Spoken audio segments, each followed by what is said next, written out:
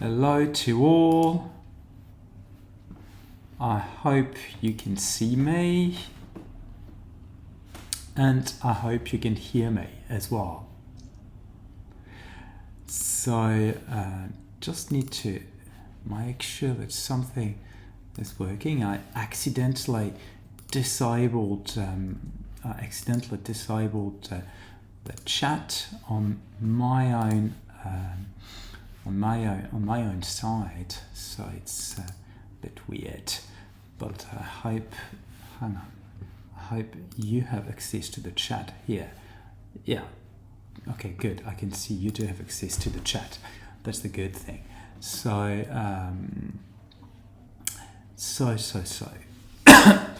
it's now 8:30. I'm the first connected. Some hopefully will join soon. Hi, g'day to the first viewer, the first visitor for tonight. So until others join and hoping that some will reply at some point, I'm always very happy to be here and stream on Saturdays and on Sundays in French. So it has been something quite new to me, quite recent, as I started about a month ago or a month plus ago. At the same time as I'm saying this, I realized that time flies. So it's been already 5 weeks. It is just incredible. I've got the impression the first time was yesterday. Namely because I'm still learning a lot, I'm still discovering a lot on Twitch. I realize that it is a very wide community, and it's just amazing. So we've got a second guest, second visitor. Hi, welcome on board for tonight or for today, depending on where you are based at the moment. So for those who are familiar with Twitch, it is not supposed to be a lecture. It is not supposed to be a webinar. You are hi Brian. You are here to interact. I'm on an AMA mode, so ask me anything mode, and to give a bit of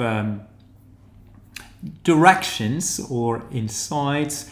Each session is devoted to a specific theme for the day, but this is just, let's say, an excuse so we can converse and talk about different things that are relevant to you.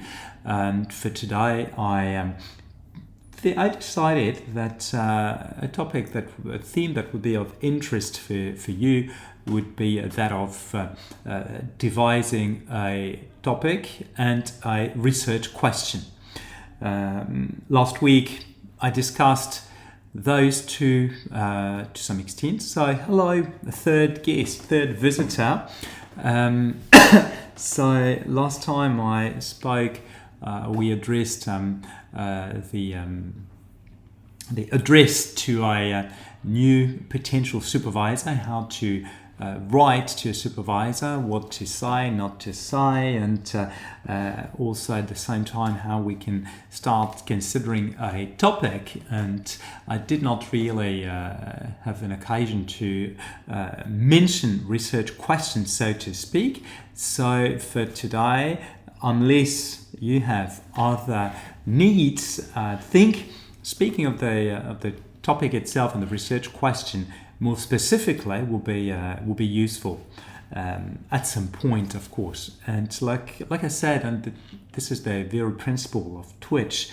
Should you have any question or anything you really want me to address, interject in the chat, and I will be much more than happy than interrupting what I'm saying to build on your questions, on your interjections, so then there can be more interactions across participants. This is really the spirit on this platform. This is what makes it great. Interactions, and the streamer is here like a facilitator. As some of you may know, it's when you're on Twitch, most streamers are gamers at the same time, and they're streaming on games. And at times they are just showing how they play, and this is often the case with professional gamers. At times they also share some tips and hints and some cheats with some games. On other occasions, they are streaming with others, playing with others at the same time, and they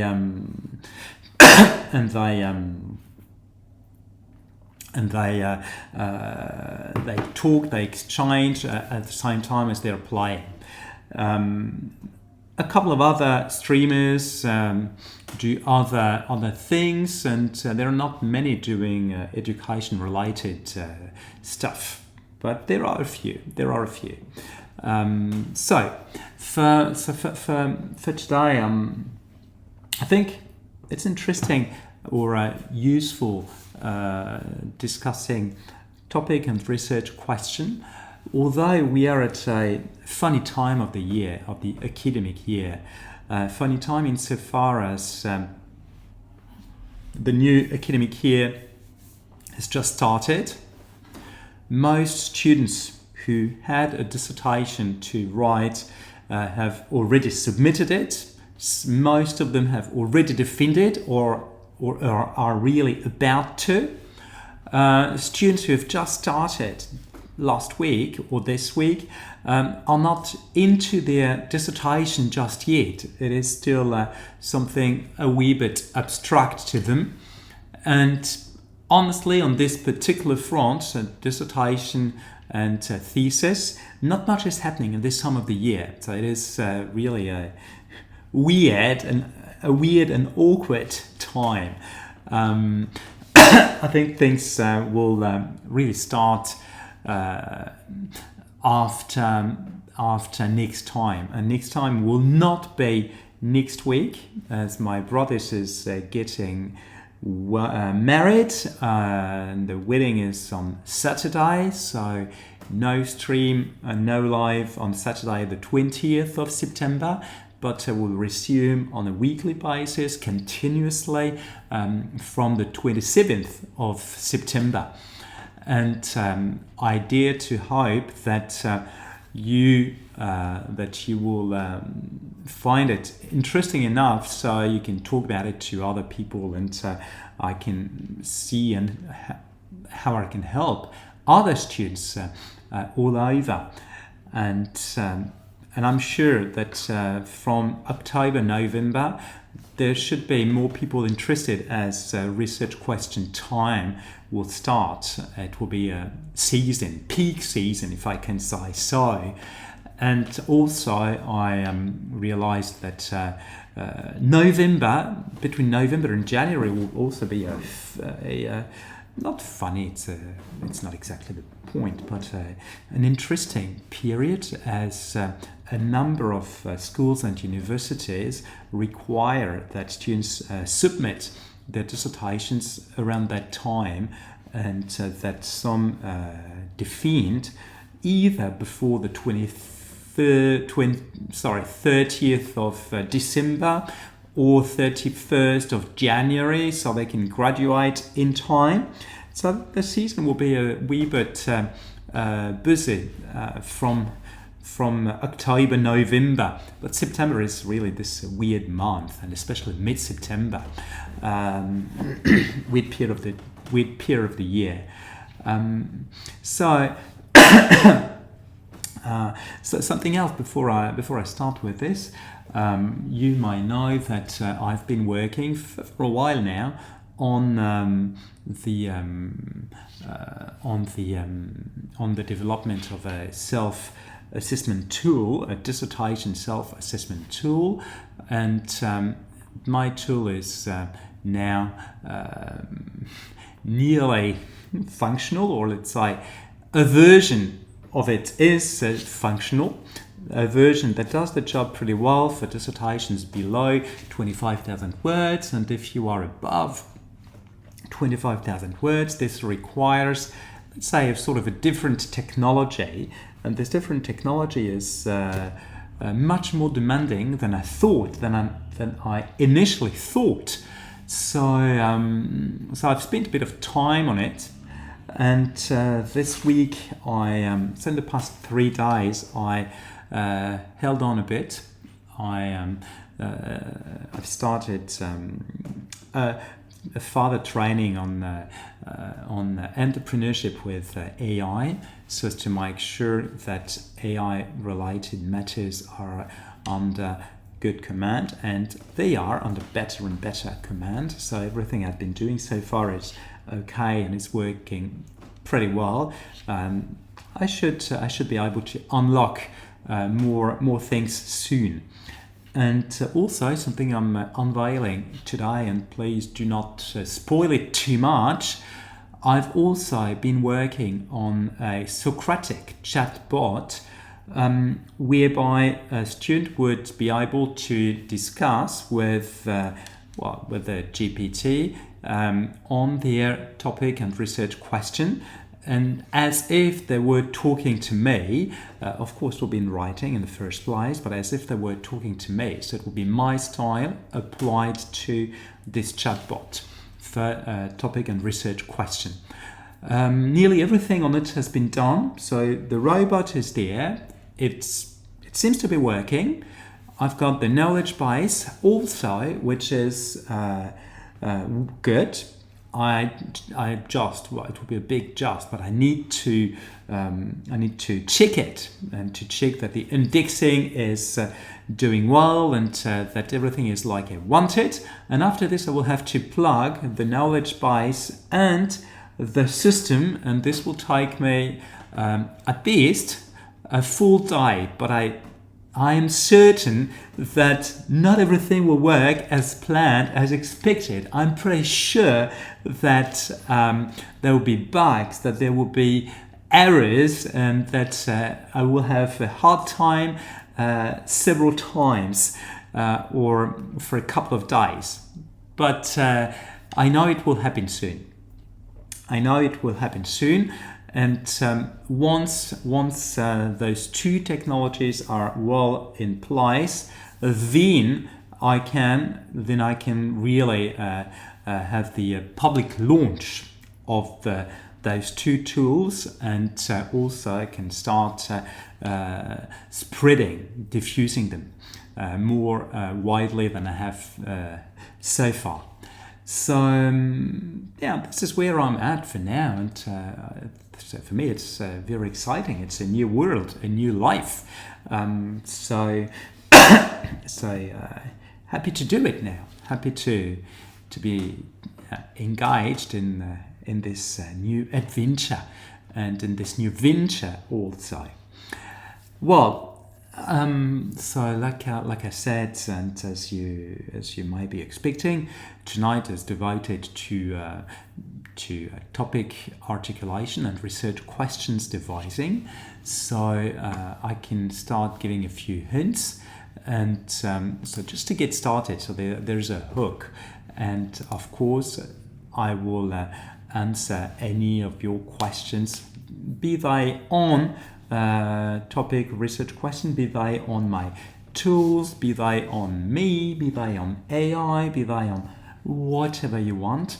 Today I'm streaming, and it's a good occasion to gather and to discuss around what we want for the day. And as we're not many in number, we're 4 for now, it should be much easier engaging on anything than with hundreds of viewers. Or I see here someone who has at the moment concurrently 68,200 viewers.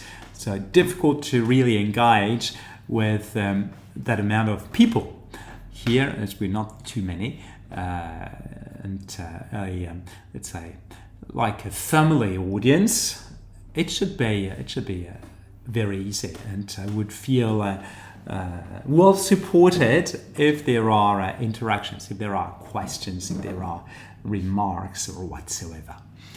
Well, now it is time for this discussion. Theme, topic, research question, how to distinguish and how to arrive from one broad, probably vague idea to something decently working. This is sort of a mystery for many. In the very first place, and I will not repeat, or I'll try not to repeat exactly what I said last week, but I will also try not to be inconsistent with myself. So when you work on a research project, something very important is that it must be interesting for you in the very, very first place. Nobody can claim that your topic is not interesting. Nobody can claim that a different topic is more interesting than yours. When I do supervise students, and this morning I had a meeting with the student I'm supervising, and it was the first meeting, first encounter. We spoke of her ideas, of her topic, and she was very pleased to see that my concern is really to make sure that I do understand what she wants to do, and that I'm trying to figure out how we can make her ideas work, how we can make her ideas a promising and feasible topic. And she was also very pleased to see that I was not trying to impose anything, but each time I was suggesting a slight rewording, a slight shift, I was checking with her that it's still consistent with her initial intention. And this is how a supervisor should, I think, do with students. So the students can really devise their own views, their own ideas. And here the supervisor is here, just like me on Twitch, is here to help you articulate your own idea. So everything starts from you, really. This is very important. I mentioned this last time, and I will not repeat myself too much, or I will try not to. So everything starts from you. But then, what does it mean? Starts from you. How shall I do? So you certainly start from an idea. So something that is of interest to you at some point. It might be a vague idea, it might be something general, it might be just a broad theme. It does not matter. We do sort of a, let's say, an intellectual funnel whereby you start general and then you narrow down, and at the end of the day you've got something which is workable, something which will be the core of your dissertation or thesis. So everything really starts from you, from what you feel like doing for a year or two, if it is a master's thesis, or 3 years plus if it is a PhD dissertation. So you start with I'd like to develop something on a distinction between a broad theme, a topic, and a research question. So the theme, or the idea, the idea is something that does not need to be very clear, something that does not need to be well worded. It does not matter if it is vague, if it is unclear, even to you at this stage. What has been important is, from this broad idea, is to progressively identify the big theme you want to address. So there will be one theme that is of higher interest to you than others and which you really want to develop. So progressively, what I usually do with my own students, and this is my Socratic way of doing, is that I'm always asking them the same questions. And the questions are always, so what is your interest? What would you like to do? And quasi inevitably, I'm asking them, when they start with an idea and a theme, is okay, but more particularly, what is of special interest to you when you speak of this, when you speak of that, when you use this word? What do you want to study? And can you please specify a wee bit more? And the student specifies more and more, and at some point we arrive at a quasi topic. We're nearly at a topic, which is a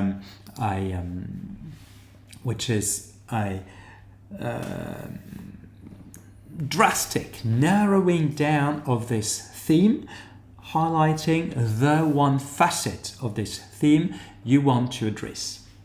And here, something very important I would like to highlight is that a topic is nothing you want to prove. So you're not here to prove or to demonstrate something.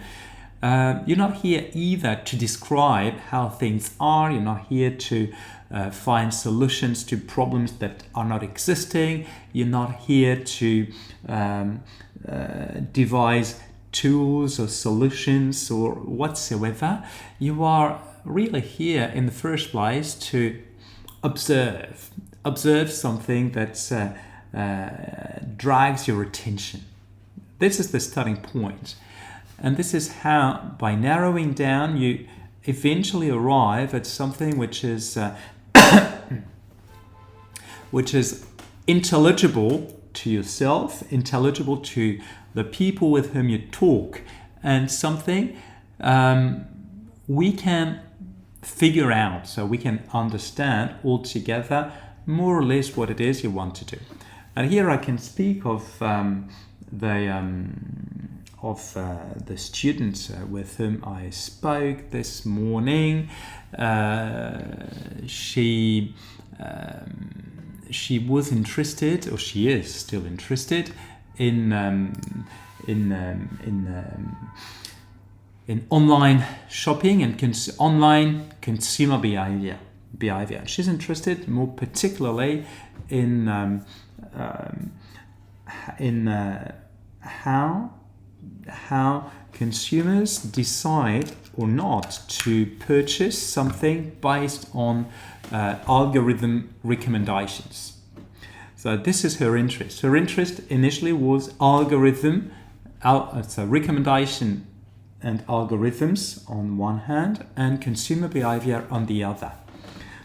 Taken like this, it is a wee bit broad, a wee bit vague, but there is something. So I just saw with her what she would like to study as an interaction between the two. And she said that it was very easy for her. So it came very naturally. She said, I'm really interested in how, or to what extent, those algorithm-based recommendations influence purchase behavior. Okay, but at the beginning she was saying something which is more descriptive than really problematized. Initially she said, I would like to see the percentage of people who purchase based on those recommendations. And I said to her, well, you can do something much stronger, much more powerful than just looking at percentages and proportions. You can do that if you want, but we do not need a thesis for that. Anyone can do it without a thesis, without a research project without browsing the academic literature. So you can do something about which you'll be much happier and prouder.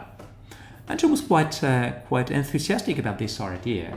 So I said to her, well, what is here important is not really to see how many people or what the percentage of people eventually purchasing based on those recommendations is, but probably more interesting is to see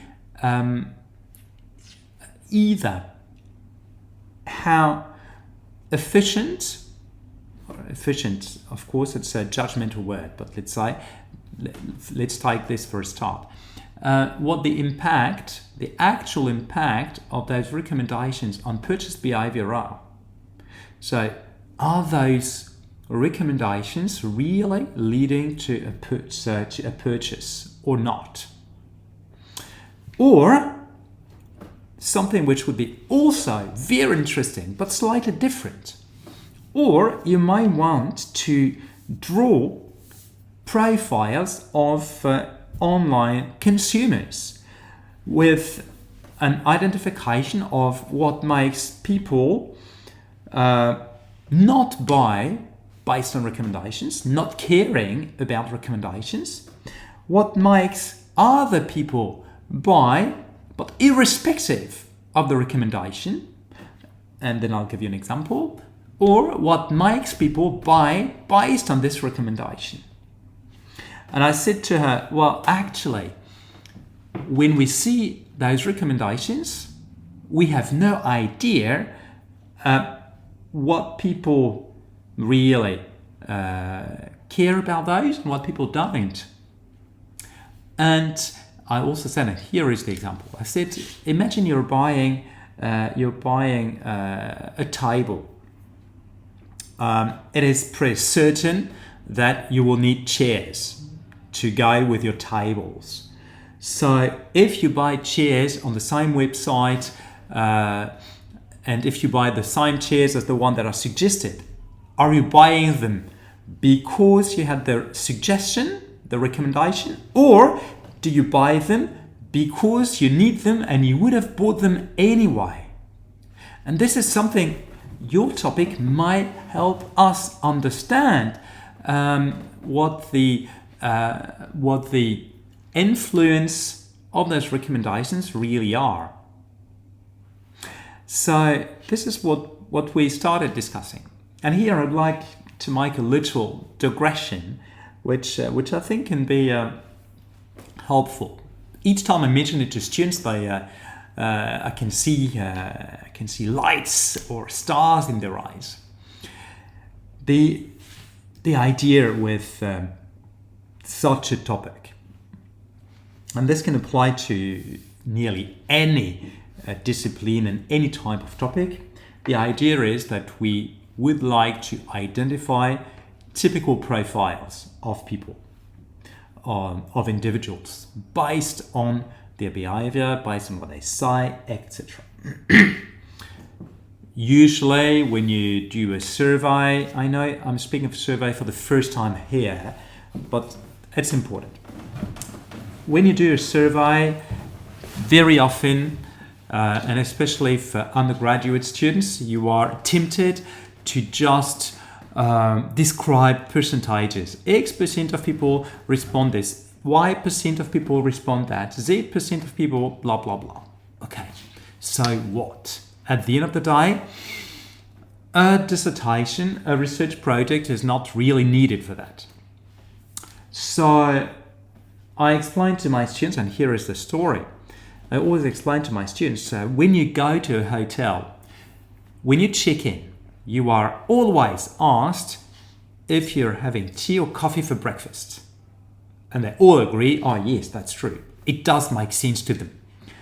And have you ever thought why you are asked if you're having tea or coffee? So for those who are here tonight, I would be interested in knowing if you have an idea of why you're asked if you're having tea or coffee in the morning for breakfast. So just tell me if you have an idea. It would be very interesting for me, very insightful.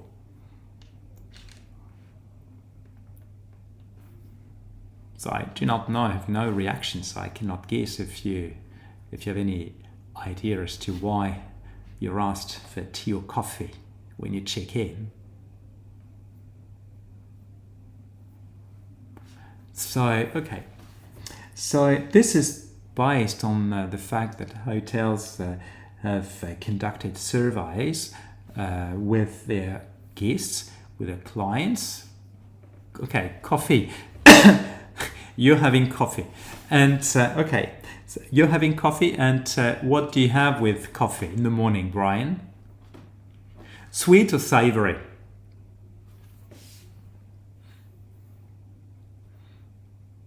It is very important for the next part of the story.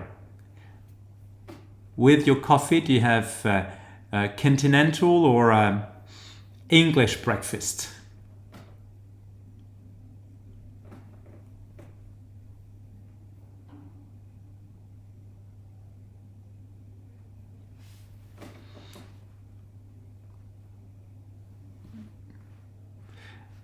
Savory breakfast.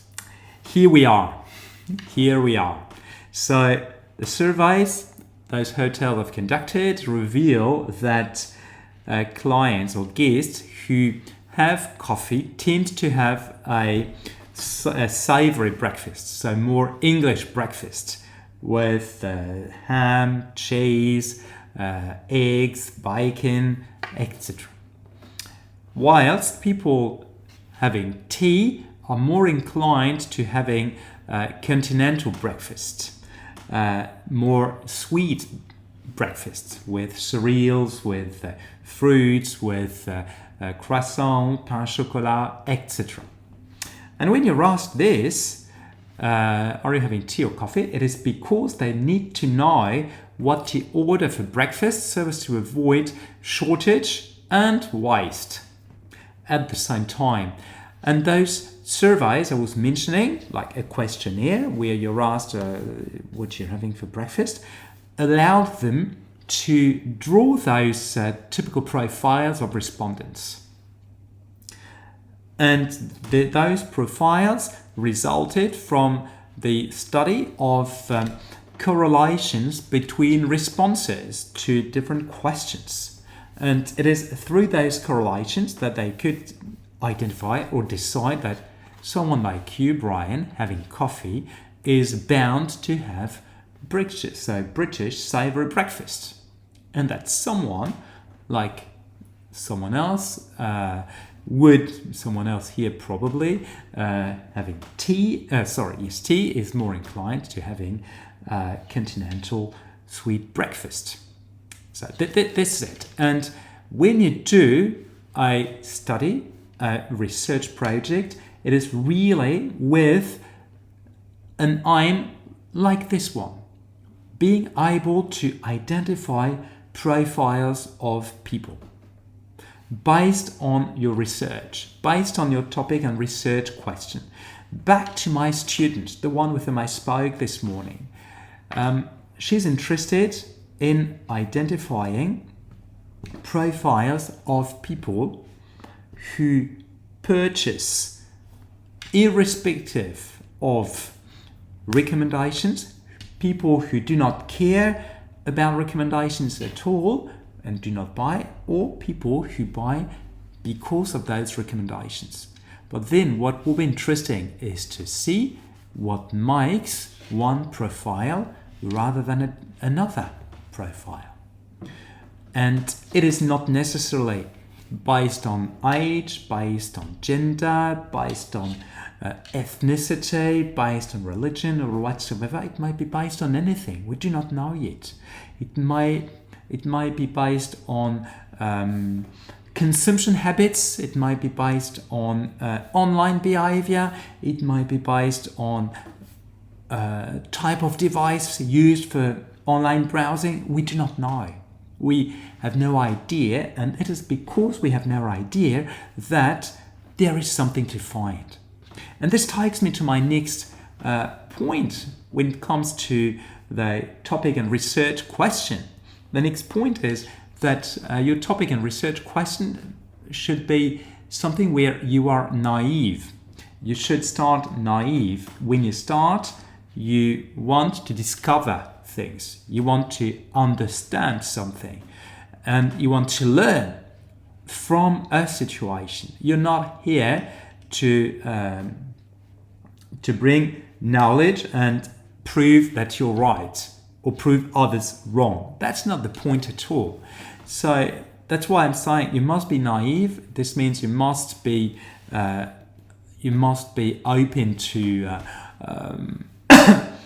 the unknown, so something you do not know. And so once you've got this topic, which is a facet of this broad idea and narrower but still broad theme, then I'm always asking my students, okay, and then what is the one question that bothers you and which you really, really want to answer? I'm sure there is one question that is really bothering you. Not two, not three, just one. And this question is a question that again should be naive. So you're asking a question that really bothers you and where you really want an answer, and for which you must remain naive. So you cannot predict what the answer is. You might have some intuitions that the answer could be this or could be that, but you're not certain. If you already know, there's no question. But also, if by asking the question, you say, okay, and by asking this question, there are sub-questions and I must study this and I must study that, then this means there is no question at all, as you are sort of bringing a structured answer to the question, even if your structured answer is not fed with answer material. So this one question, which is an open question where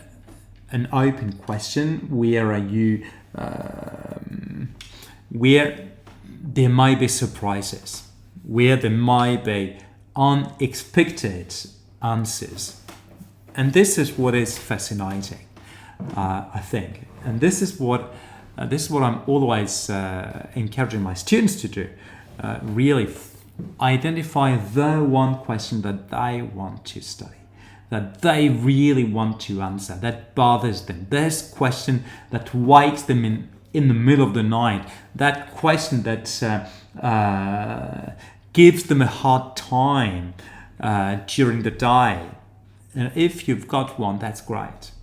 And something I like saying also, as with being naive, is just consider that your research project is probably an occasion where you can behave like a child, where you are allowed to ask questions. You are allowed to ask, how come it is this way? How come? And what if? And what if? And why is it this? Why is it that? Children, when they are between 2 and 5, are asking those questions. They're discovering the world. They want to understand what this world in which they are living is, and they ask very legitimate questions. When we hear those questions, we are a bit confused or a bit surprised, disconcerted at times, because those are questions we are no longer pondering. So either we have already had an answer, or we have taken it for granted that we do not know. But children do ask those questions. And here with research, it is exactly the same thing. There is no bad question. But you must agree that you have to be naive. And that as a naive person, you should ask the simplest possible questions. And you will see that the simplest possible questions do not necessarily lead to the simplest possible answers. Often, a simple question leads to a convoluted answer. And your role then as a researcher, or as someone doing a master's thesis or a PhD or DBA dissertation, is to articulate an argued, a substantiated answer to this simple question, calling supposedly for a simple answer, but you know, or you discover that the answer is not simple, and you have to do two things. One, the first thing is that you have to, answer in full, and second, you have to make this answer intelligible so that you have a simple answer to a simple question. This is what children need when they are asked those questions. They want a simple answer to a simple question. And a simple answer such as, it is just because, is not a satisfactory one for them. So it is sort of the sign here. You must, like I said, really be naive. And having said that, I'm bringing a wee bit more complexity to the exercise of articulating a research question, which is that your question, even if it is simple, should be a question where the answer is counterintuitive, or where we see that there is a sort of a tension, a question where hopefully people would disagree. So if everybody agrees on the answer to the question, I would say it is not scientific, or there's no real interest, as you would concur with everyone else. So when you're asked the question, you should bear in mind that at the end of the day, you will have to take a position, and you will have to argue on this position when it comes to defending your answer, your own answer. So this means questions that are purely empirical, just as what is the I don't know, let's say what is the pattern of disease such and such in this country or in this region, is not necessarily a very stimulating or challenging question. Hi, new guest, new visitor, welcome tonight. Feel free to interject anytime. You're more than welcome to do so, more than welcome to articulate questions or whatsoever. So back to those questions. It's like a question which is descriptive, or calls for a just descriptive answer, is not really a research question. It does not need a research project in the guise of an answer. So like I said, a question which is how it is in this country is not really a question. But what is more interesting is then to consider this country, or the context in which you want to study this question, and think of what for which it is representative. So I remember I had a student. He was attending two streams. I do not know if he's here tonight, but he was attending two streams, and he's working. So he has just submitted his thesis, and he should have responses from reviewers soon. So he is studying corporate governance disclosure in family firms in Lebanon. And I remember that at the beginning I was asking him for what Lebanon is representative. And he said, Lebanon is representative for Gulf countries. I said, possibly, but I think it can be representative for something bigger. Oh, Lebanon is representative for developing countries. Are you really sure that Lebanon is a developing country? So this was way before the crisis, before the impoverishing of the Lebanese population. I said, do you really believe that Lebanon would be like Bangladesh? Do you think that Lebanon is like Somalia? He said, no, of course not. I said, so I doubt it is similar to developing countries, that it could be representative for developing countries. I said, oh, yes, you're right. I had an idea when I asked my questions, of course. And I said to him, I think, but tell me if I'm wrong, correct me if I'm wrong, I think what is interesting here in your particular case is that Lebanon is representative for countries with an opaque financial system. Just like Luxembourg, Liechtenstein, Switzerland, Singapore, the Cayman Islands, and I can continue a bit, Macau and some others. And said, ah, yes. And I said, then what is interesting is not Lebanon per se. We do not care about Lebanon per se, but we care about Lebanon as an example from which other countries confronted with a similar situation can learn. I said, oh yes, that's true.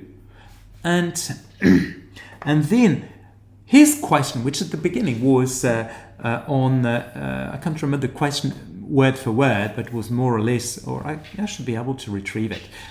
But the question was on Lebanon. So how do you cooperate? Yeah, something like how do families cope with corporate governance disclosure in Lebanon? Became how do families, or family-owned businesses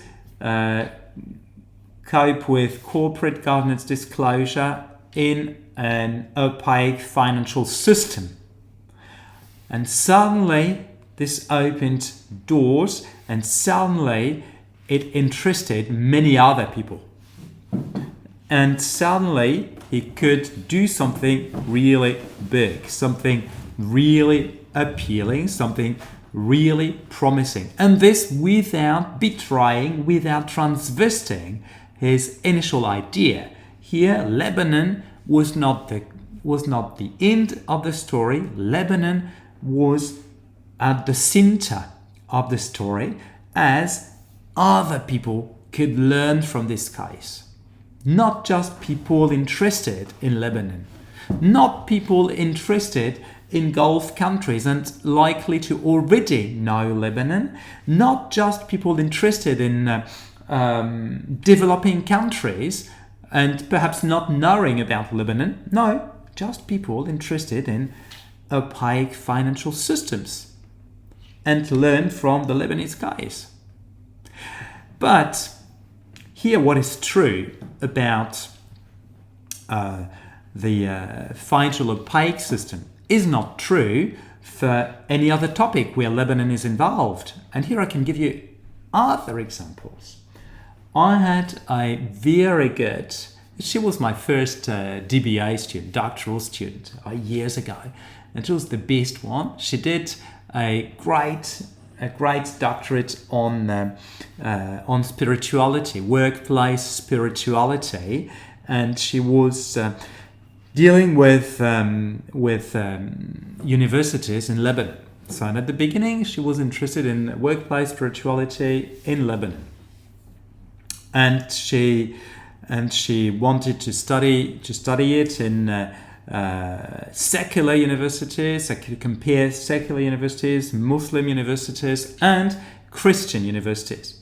Then I said to her at the very beginning, I remember this conversation, I said to her, well, in your case, for what do you think Lebanon is representative? And of course, when you ask someone such a question, You know the answer at the beginning. You know that the answer will be, it's representative for Gulf countries. But I thought, no, that's not the point. In your particular case, where you are dealing with spirituality, you are dealing with also religious belief. Lebanon is a great case for multi-confessionalism. This is a country where, or the country where multiple confessions coexist and where faith and secularity or secularism coexist. This is a country where Christians and Muslims nowadays are brothers and sisters. This is a country where you have all varieties of Christians, where you have not all varieties of Muslims, but you have a bit of both, plus some Maronites, some other Muslim minorities. So it is a perfect representation of multi-religiosity, and not representative for the Gulf per se. I doubt that someone in Qatar and Saudi would arrive at the same conclusions as you. So what you're doing here could paradoxically be also interesting in Germany, where Catholicism, Protestantism as official religions coexist with Judaism and with Islam. But it could also be pertinent in countries like let's say like France, where we are highly secular, but where religions are protected, or your right to have one religion is protected, and you are allowed not to have any. If you want no religion, nobody can force you. So what you do about Lebanon can apply or can appeal to anywhere else. A high new guest, new visitor. So if you want to interject or ask questions or whatsoever, you know that you're more than welcome to do that.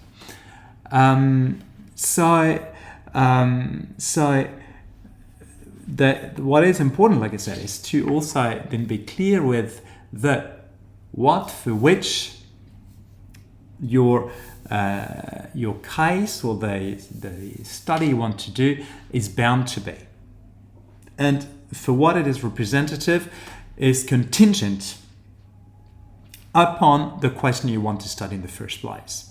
This is what I wanted to highlight, that there is no systematic representativeness.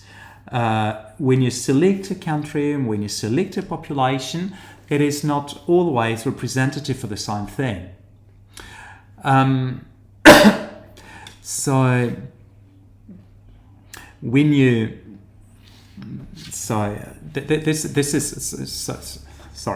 this is something I think is right good to always have in mind. Now I'm progressively going a bit forward with some more stuff on topic and research question. So when you work on your research questions, so like I said, you should put yourself in the shoes of a naive child, a naive toddler, asking questions, those tricky questions, like why do cows have horns and horses don't? Honestly, I have no idea, but it's a good one, a good question. And why are there turtles and tortoises? What is the difference between the two? Good question. I'm saying this, but I've thought of that. And remember that with friends, years ago, we tried to solve this, to answer this question, and we struggled. We really struggled. And now, 10 years later, I'm not sure I'm clear with this. If my little niece, who is 4 years old, asks me this question, I'm quite sure that I will not be able to answer. But this is a question that will bother her until someone answers. So here, like I said, so you should be naive. And when you're naive, there are some guidelines you can follow in your questioning. So you can sort of structure your questioning so as to arrive at a question that bothers you, to arrive at your research question. And here, a few questioning methods that can be reused are here, as we'll briefly mention. A contextual approach, so trying to understand where we are, when we are, probably based on the usual 5 WH questions: what, who, when, where, why, how. Those 5 WH questions are a good start, so as to know to be able to circumscribe your topic and your questioning. But then you might also deal with facts and start with fact. Okay, we've got this, but what does this mean? Or how come we've got this? And here I have an example in mind, which is for my own PhD was on accountability in a church setting, and my research question was on how can day-to-day practices inform on accountability and on accountability demands. And I'm not a native English speaker, and that's very important. And I started by realizing that the word accountability is everywhere.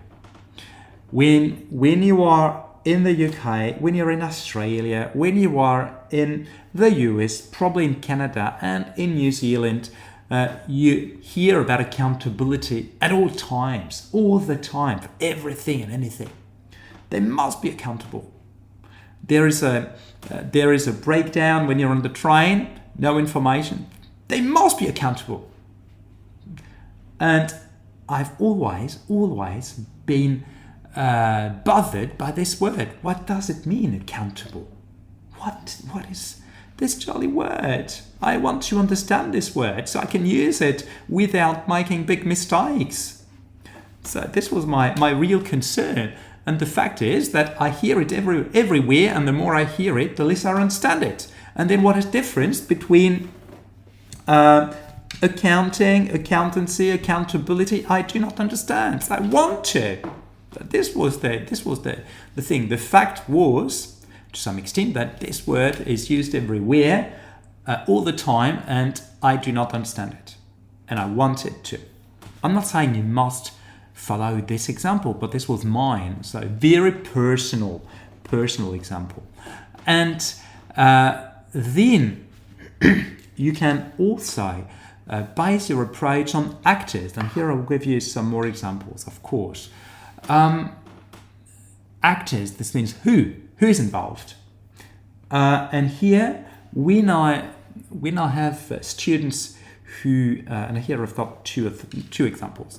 When I have students who work on consumer behavior in particular, or anything involving consumers, you never know in the first place if they are interested in the consumer's perspective or in the company's perspective.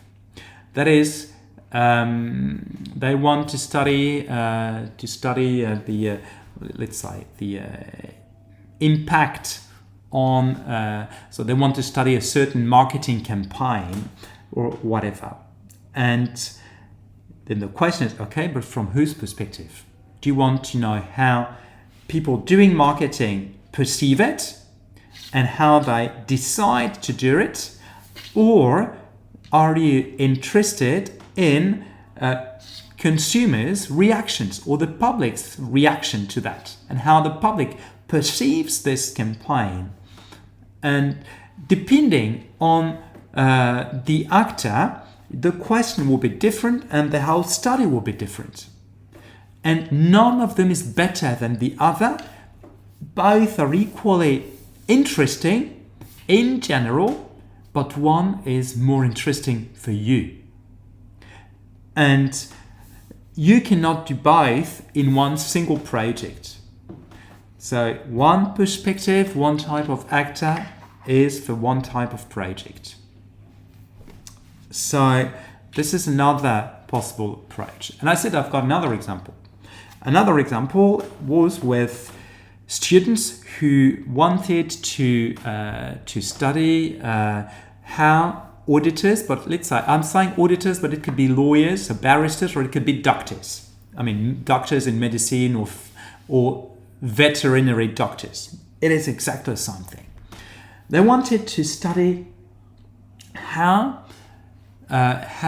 auditors perceive their jobs.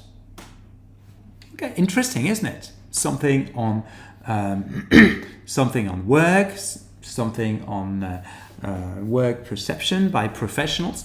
There was something, but I was not sure what population they wanted to address. And so, we want to see how a representative sample for the entire population of auditors or lawyers or doctors or vets perceive their role. Okay, fair enough. How will you do that?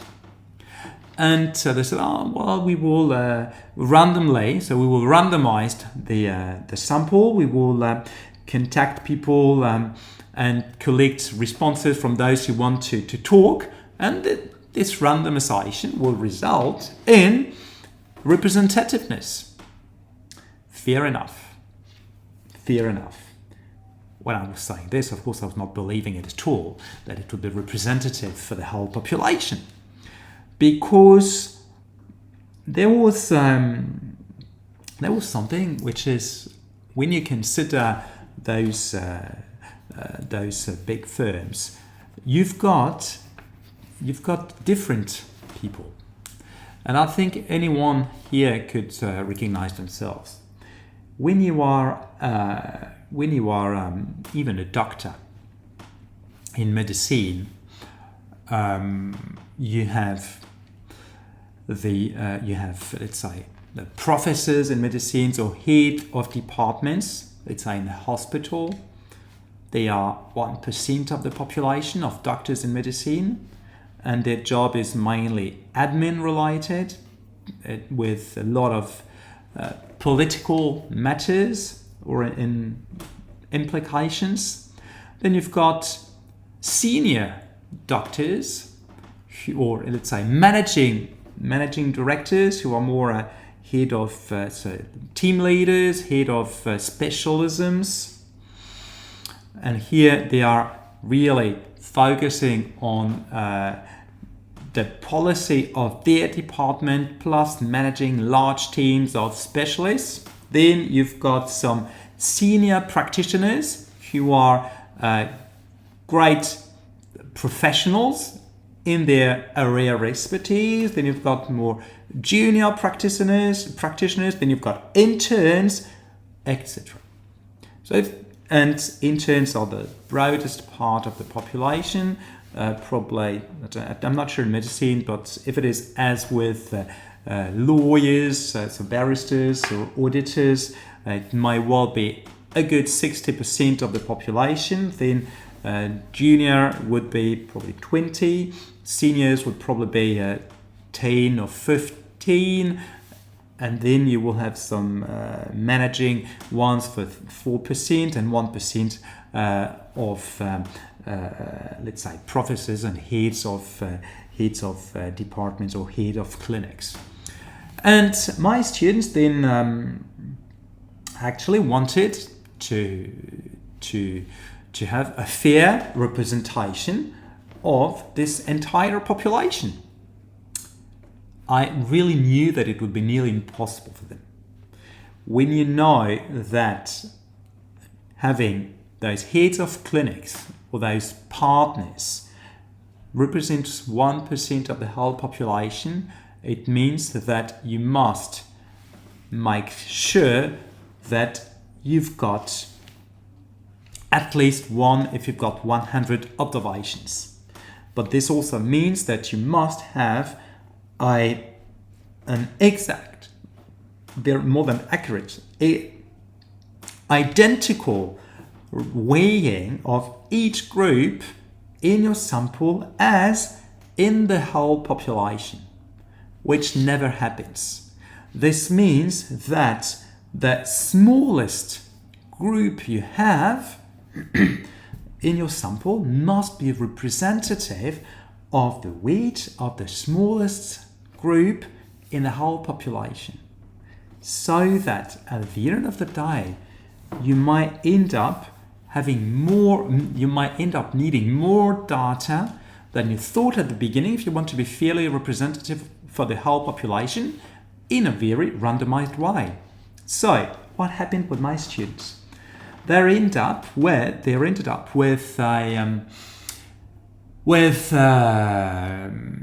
a study where they had responses mainly from juniors.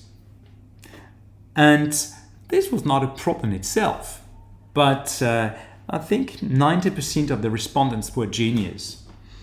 And then I said to them, well, your study is not answering the question you wanted to ask at the beginning. So at the beginning you wanted to ask a question on how professionals perceive their jobs. And what you're doing here is answering the question, how do young professionals or juniors perceive their roles? Which is a different question. But it's not bad. It's okay. It's okay. Just your sample is not representative for the whole population. Your sample is representative for a fraction of the population and is good at doing this. So no problem. So what I wanted to say here is that when you focus on actors, you need to accept, you need to admit the fact that you cannot cover everything, you cannot study everybody, you cannot have the whole population, you will have to make choices. And at some point, even when you make choices, I did this with other students, you have to be as clear as possible as to what your inclusion or exclusion criteria are. You cannot decide that, people will self-select or you will see later after you've collected data. No, you must be clear at the beginning. So I had students who were dealing with luxury, so luxury marketing and how people perceive luxury marketing campaigns. And but something interesting was that at the beginning they wanted to study everybody. I said, no, you can't. They thought they could.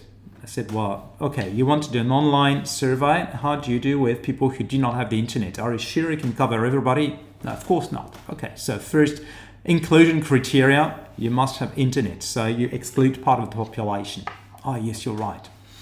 Then you are dealing with luxury. Is it really relevant to involve people who do not care about luxury? Of course not. Of course not, right? Did I hear correctly? Did I hear well? Yes, you did. All right, so of course not, but this means you exclude them as well. And if you exclude them as well, this means you do not have the whole population. Oh, yes, you're right. Okay, and this is how they progressively narrowed the scope of their study and research question down a bit. So here they wanted to see, how fans of big luxury brands or fashion design brands react to their marketing campaigns. And here we have a fraction of the whole population, but it does not matter. nobody cares. I mean, nobody cares. It does not bother anybody because it is clear, because it is fair. And this is also what makes it interesting. I discovered a new world too. I discovered that there are people who are not just fashionistas, but people who are big fans of luxury brands and fashion design brands, and that they follow everything, and that they can be very passionate and emotional about a new design, a new campaign, a new edgery, a new icon, or whatsoever. I did not know there would be such enthusiasm and such a big community. So I discovered this, and I was fascinated. I was really fascinated. And this is what your research question should trigger when you speak about it with someone who does not know about it. The person must see that there is something really interesting, that there's something I had not thought about before. And yes, I can learn something from it. And I can learn also because it does not claim to solve the gravity problem, but because it addresses a facet of a problem totally new to me, and perhaps new to the world, but having some potential. And this is what makes it a good one, a really good one. And this is where I hope you see there is no right or wrong question. Still with the articulating of your question, I see with the traditional questioning methods, historical approach, whereby you identify trends or how things may have evolved over time, so as to identify if what is of interest to you is the evolution of something, or a state, or recurrent patterns, or something. I had a student. Initially, she wanted, and I'm making a digression, but two digressions with the same example. So the two digressions are, the student initially, she wanted to work on, and it was about 10 years ago, nearly 10 years ago, she wanted to work on how AI would change the accounting profession. And I had a reaction which probably surprised and disappointed her a bit. I said, well, how will AI change the accounting profession? I have no idea. And she said, yes, that's why my topic is interesting. I said, probably not promising, not feasible, I'm afraid. Not feasible because there is no data. It is science fiction. How will it be? It is sci-fi. We can't know. So I said to her, if you're interested in this, I see two things that you can do that would be as fair as possible on your initial interest. One thing you could do, you could consider is how do the accounting profession professionals prepare for the advent, for AI's advent. Okay, we've been hearing of AI, we know it is coming, and how do professionals prepare for that? Or you can also study how do they perceive the potential merits of AI in their jobs, how they perceive the potential.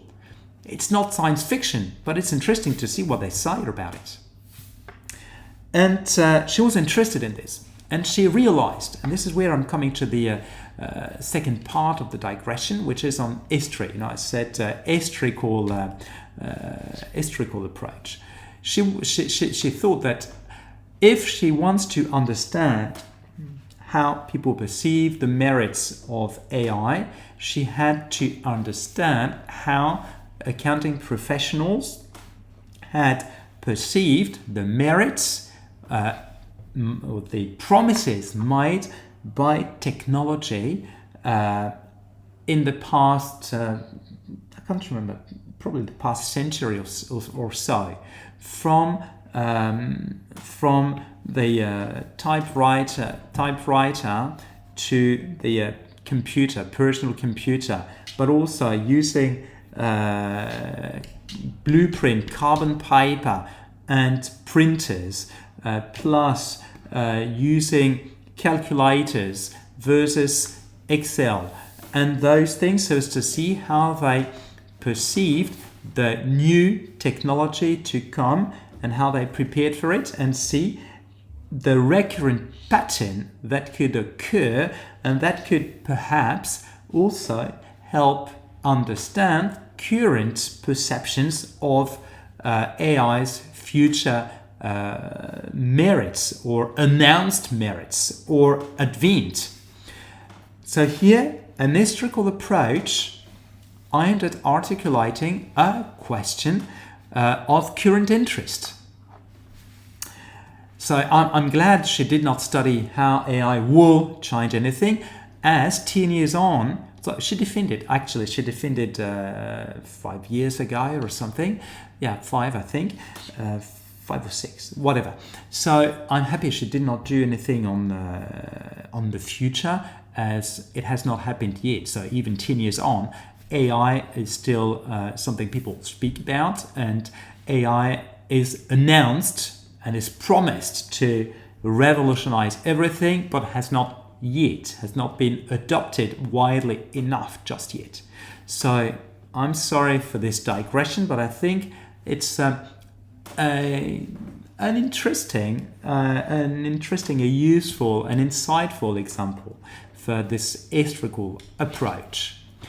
Then you've got another approach I really love personally, and I always encourage my students to develop it, as it is always a great start. And I probably owe this to my mom, actually, who was a classical philology teacher,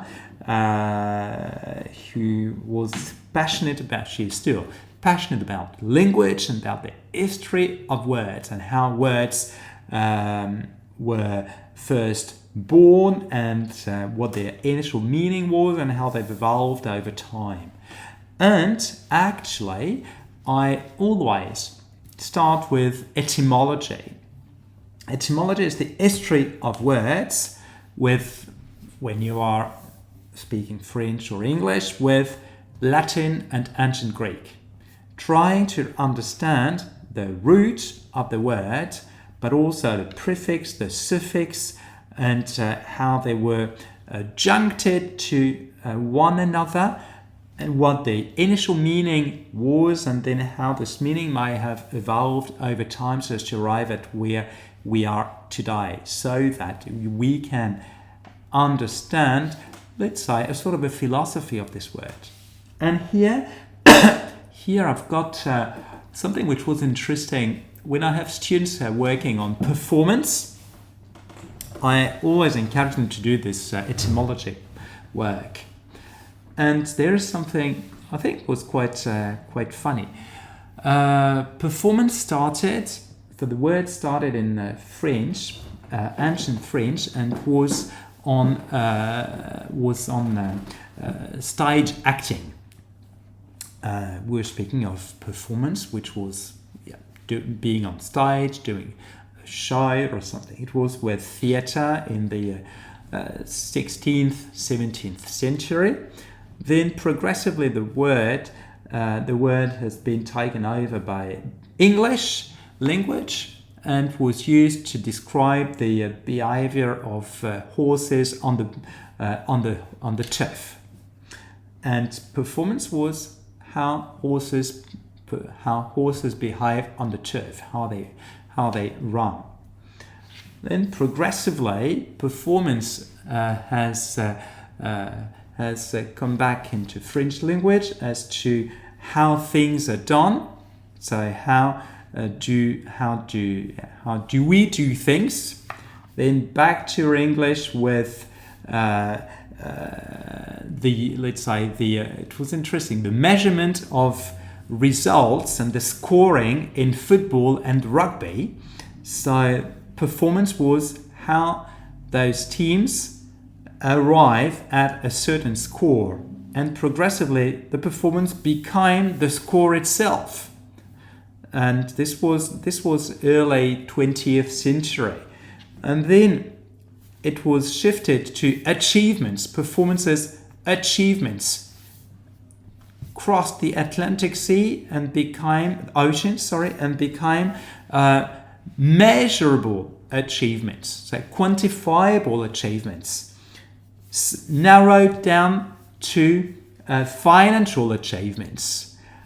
And then back to France after World War I, back to France, and where performance was considered the processes enabling to achieve certain goals. And interesting was the alignment of goals and processes. And then after World War II, and with the very beginning of IT, it has interestingly become the technical specificities or specifications of a technology. And when computers from the 70s started being not spread, but made or started developing, then the performance was really their technical capabilities. So, and this lasted more or less for 20 years, where, if you remember, with Pentium computers, their performance was actually the speed of the processor, etc. And when you speak of a car, the performance is how quickly it can shift from 0 to 100 kilometers per hour. So this is something for me really fascinating, starting from the origins of the word, and trying to see how it has evolved over time so as to arrive at where it is today, and then try to make sense of the whole thing and see a sort of a continuum and possible breakthroughs in the history of this word. So when we use it knowingly. And this is, I think, what is very important when you work on your research questions. So you devise something knowingly. And when you study something, you study it for good reasons. And those good reasons are really those reasons that really bother you. Why it is of interest for you in particular. So, often I have questions that are, should I start reading to devise my research question? Oh, hi, new guest, new visitor, welcome. And my advice is counterintuitive, is no, you probably don't need to read at this very stage. I remember it was about 20 years ago, more than 20. 20 plus years ago, I had students who had an excuse for being late and having a research question. They had a computer breakdown. And I said, yes, but you had your brains. Yes, but I had no computers, but you had your brains. And they did not, they would not understand. And I was trying to explain that for the research question, at the beginning, you do not need computers, you do not need the internet, you do not need to read too much. You need to be clear with your interest, with what it is you want to look at, with what bothers you, what is your intellectual trigger in relation to the topic. And this is something that comes directly from your brains, that comes directly from your tribes, and something very personal. And you need to do a sort of an introspective work on this interest so as to devise this question that really bothers you. And for this, you do not need to do to do any readings too early, too soon. The risk, if you start reading prematurely, is that you will be unduly influenced by what you read. Each read you do will give you new ideas. Each read you do will suggest you a new question.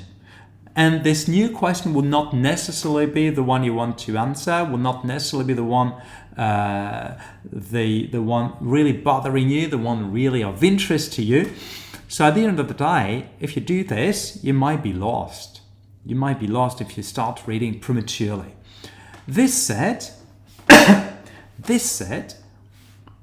when you come across things that might give you food for thought, that's good.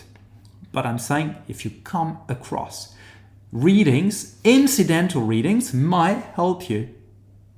And I remember a thing which was with my grandfather. He was doing a PhD he was doing it on 𝗪𝗏𝗪. So I think, no, it was not Roosevelt, it was on President Wilson's defense policy. And my grandmother told me that the topic, so the research question came to him when they were at the opera. He was at the opera one night watching a performance, precisely, and then said, I know what my question is. This Wagner is great. So behind this sort of funny anecdote or unexpected situation was an encounter with here an opera performance, but it could have been a novel you read, it could have been something you see on the news, it could be a book you read, an article or whatsoever, which triggered this question, because that's it. That's what I want to do. That's what I want to do. And this is how ideally it should work for you. And this is why I really do not recommend starting reading too soon, especially when it comes to articulating a research question.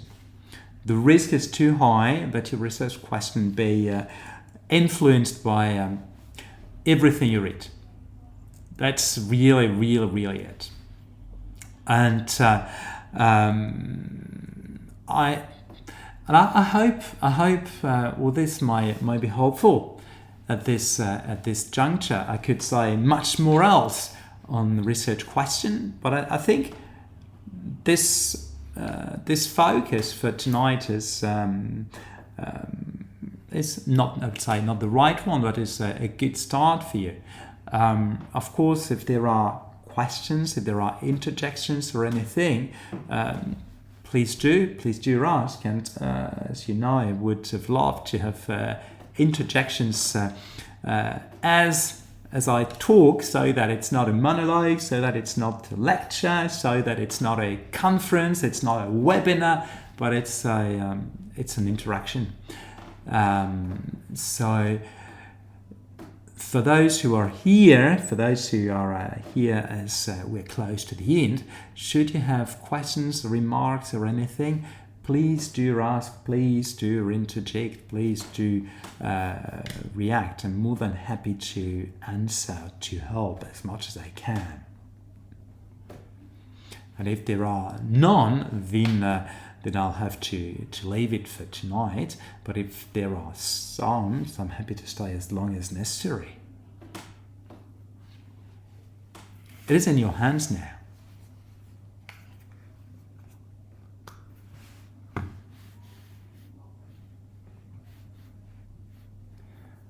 Very insightful. You're welcome, Rachel. Thank you for this. I'm happy if it was. This was the whole purpose.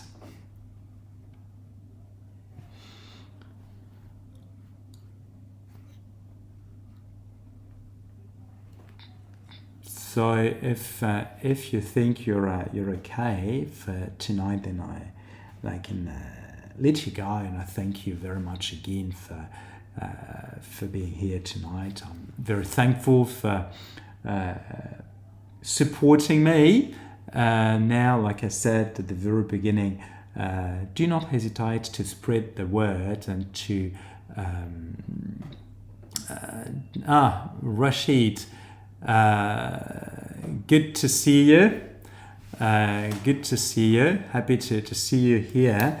So like I said, so if you know of anyone who might have questions or need to discuss their concerns regarding the thesis, a master's thesis or bachelor's thesis or doctoral dissertation, I'm on Twitch every Saturday from 8:30 p.m. to 10 p.m. Paris time, except next week. Next week I won't. So next week is my brother's wedding, and I'm not ubiquitous yet. It might happen someday, but not now. So next time will be in 2 weeks' time, and of course, so I will share your congratulations with him for sure. And of course, if there is anything that you or colleagues of yours, schoolmates want to discuss, please feel free to drop me a message on X, Instagram, or TikTok. So you can I hope you can easily, but you can find me, or a link on LinkedIn. You can find me. Do not hesitate to drop me a message, and I will be more than happy to take your needs on board and to do special sessions on those specific needs you express. And for those sessions, like I said, it's not meant to be a lecture, so I've got material to share in case there are shy people or people not really daring. Sorry, I didn't see Hamdan. I saw Rashid only. Sorry, Hamdan. Very happy, even happier, even happier to see you. Sorry, I'm really sorry. I saw Dr. Hamdan Rashid, but I only got Rashid. So it's not a lecture. It's really a matter of exchanging, just chatting, which is, by the way, the label of this sub channel or group of channels on Twitch. You've got different types of channels. You've got some of gaming, some on other things, and one which is just chatting. Here it's just chatting, but the theme is education. I'm so happy I've reminded you of your best days. So I had a great time with you too, and I wanted to talk about your own topic and your research question, but the conversation led me to something different. But I had yours in mind as I was talking about Islamic work ethics. It was actually Islamic work spirituality was mentioning, but I was at the same time thinking of your own thesis on Islamic work ethics in the public sector, and it was great. And by the way, with Hamdan, we've had a book project together derived from his thesis. So we've not finished yet, but it is still there, in our hands. And I'm so happy to see you. So thank you very much for joining tonight. And like I said, so if you know of anyone, so students, colleagues, or even your son who needs any type of advice or has questions on higher education, on studies, on dissertation or whatsoever, I'm more than happy to do that and to have sessions on any of those themes. So yeah, great to see you, really. So yeah, I'm really happy. Thank you very much. Thanks Hamdan, thanks Brian, thanks Rachel, thanks to you all, and I'm happy to see you in 2 weeks' time. And by then, if you have, or anyone around you, any suggestions or any particular needs, please let me know. I'm more than happy to oblige. and I hope to see you soon. So I wish you a lovely night, a lovely weekend, and see you in a fortnight. So bye to you all.